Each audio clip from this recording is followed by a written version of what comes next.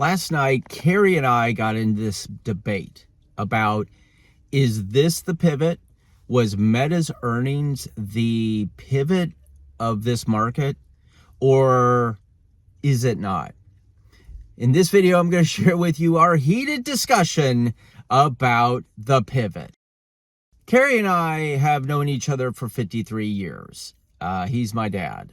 And in the last, I would say, 10 years, he and I have gotten very comfortable with, well, discussions, debates, arguments.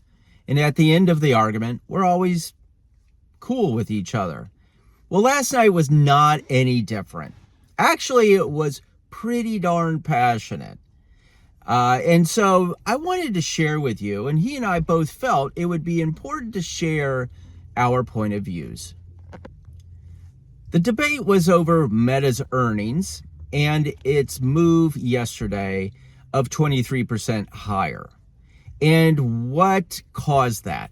Now, Kerry takes the point of view that this is the time to buy. This is the time to start adding to your positions and buying in, because the market has recognized that Meta being basically annihilated last year, and then their earnings report for last quarter was a misunderstanding of the company.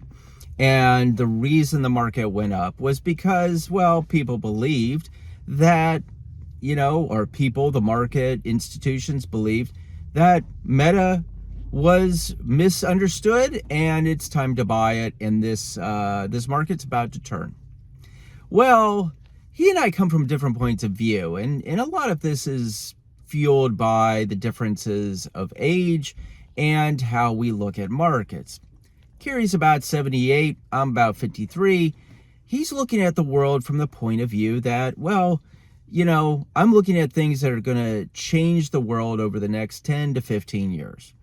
And I get that, and I totally agree with that. I agree with artificial intelligence, machine learning, genome sequencing.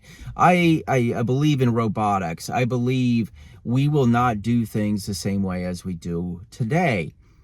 But what I don't agree with is today's the day to purchase. And the reason I don't believe in that is because I look at facts, mechanics, math, things that just aren't feelings. They're not, if this happens, then this happens kind of things. What is fueling in this market, from my point of view, is something that actually most people have no idea about, and that is the 0 days to expiration option phenomenon. All year long, year to date, we have seen more volume rush in to the 0 days to expiration options. And these are options that expire the same day that they're purchased. So for instance, today's February 3rd, 2023. And if you bought the, say, SPY 417 strike price call options that expire today, well, they'll expire at the end of market. And what we have seen is, over the last 3 weeks or so, over 400,000 contracts transacting in a given day on the SPYs. Now, the Qs are a little different. They're a little less, probably about a third, 2/3 less. But the SPY has, well, everything in it. It's the S&P 500 ETF. And when you look at the call buying that happened yesterday, there were over 68 million contracts transacted. The volume was 68 million. The previous record to that was 61 million about a year ago. And what this is telling us is that, and think about this, a year ago it was 61 million was the record. Today it's 68 million. What happened between last year, this time a year ago, and the first of the year? The markets went down. The markets went down. What is happening is there's a difference between implied volatility and realized volatility. In the past, people bought options based on implied volatility. Well, that is not the case this year, year to date. It is now being purchased based on realized volatility. Now, there's a great video I posted on Triple Q's Trade Ideas or on my Twitter account the other day that Kem Croissant actually speaks about what the difference is. And I allow him to do that because that's all he does. He trades volatility. Anyhow, this is not the time to be buying into this market. This is the time to start looking for the acceleration of, well, disaster, in my opinion. When you have the Federal Reserve raising interest rates another 25 basis points, which doesn't trickle into the market until, say, a year from now or 6 months from now, which would put us mid-year, couple that with all the layoffs that we've seen in the tech industry and, well, just industries in general. And remember, these tech guys who got laid off, they get severance packages. And oftentimes these severance packages don't run out for 6 months. Where does that put us? Mid-year. So if you look at the employment numbers, you don't see these layoffs. You're not seeing true reality. When you will see it is between now and as we get closer to mid-year when it comes to employment numbers. The ISM manufacturing number is down 42% off its highs. Over the last 40 years, that number has indicated a recession. We, folks, are headed in a recession, headed deeper into one. And with the Federal Reserve raising rates, shooting for that 5 to 5.25 point of view or point, you're going to make the cost of money going up. Look at housing. Housing is rapidly slowing. New mortgage applications is slowing. You're seeing, KB Homes reported last month that 68% of their people who have put money down on a new home canceled.